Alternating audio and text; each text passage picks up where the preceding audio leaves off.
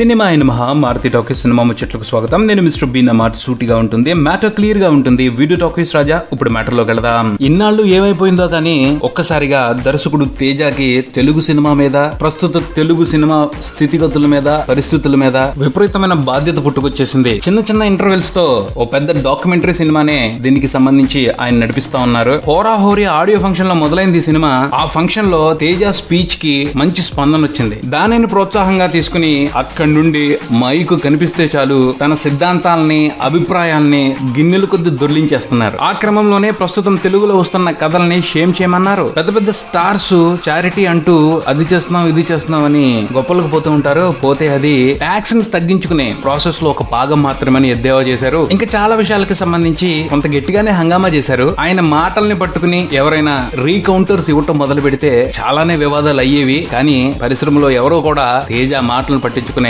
ప్రయత్నం చేయలేదు. దాంతో ఆయన ప్రయాసంతా కేవలం వాగుడుగానే మిగిలిపోయింది. అయినా కానీ ఆయన తగ్గటం లేదు.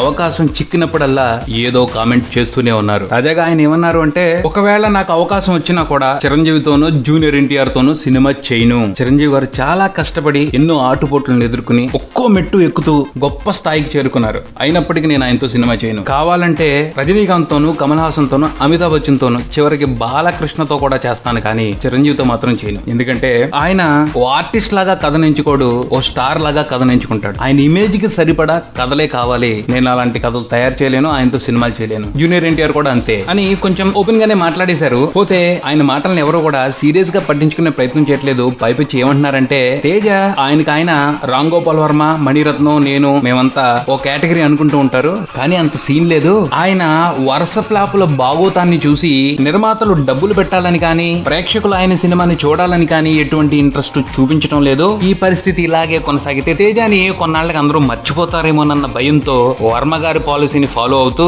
ఇలా ఏవో కామెంట్లు చేసుకుంటున్నాడు ఆయన. అంతేగాని ఆయన మాటలు ఏవో కాసేపు కాలక్షేపానికి తప్పించి మరి ఎందుకు పనికిరావు అని చెప్పేసి కొట్టుపారేస్తున్నారు. తన మాటల గురించి ఇలానే అందరూ అనుకుంటారని తేజ గారికి తెలియంది కాదు. పబ్లిసిటీ కోసం ఆయన అప్లై చేస్తున్న స్ట్రాటజీ ఇది. దీనిని స్ట్రాటజీ అని ఎందుకు అనాలి అంటే, తేజ గారు చానాళ్లుగా ఇండస్ట్రీలో ఉంటున్నారు, కానీ ఇప్పుడే ఆయనకి ఈ బాధ్యత ఎందుకు గుర్తొచ్చింది? ఒకటి రెండు ఫ్లాపులు పడినా అప్పుడప్పుడు హిట్ తగులుతూ ఉందనుకోండి, ఆయన కూడా కడుపులో చల్ల కదలకుండా కామ్ గా పక్కన కూర్చునేవారు. ఇప్పుడు వరుస ఫ్లాపులతో తేజను పట్టించుకునే వాళ్లే కరువైపోతున్నారు. దాంతో పరిశ్రమను ఉద్ధరించే బాధ్యత గుర్తుకొచ్చేసింది. వెంటనే రంగంలోకి దిగిపోయారు. ఈ స్ట్రాటజీ వర్కౌట్ అయిపోయి పబ్లిసిటీ బాగా వచ్చేసి రేపు ఆయన చేసిన సినిమా హిట్ అయిపోయింది అనుకోండి, మళ్ళీ కామ్ అయిపోయినా ఆశ్చర్యపోని అవసరం లేదు. చూడాలి మరి ఈ స్ట్రాటజీ ఏమైనా వర్కౌట్ అయ్యి తేజ గారికి త్వరలోనే హిట్ వస్తుందేమో. ఇది బుల్టన్, మరో బుల్టన్తో మళ్ళీ కలుద్దాం. Subscribe and keep watching Maruthi talkies. From mister B talkies Raja. Thank you.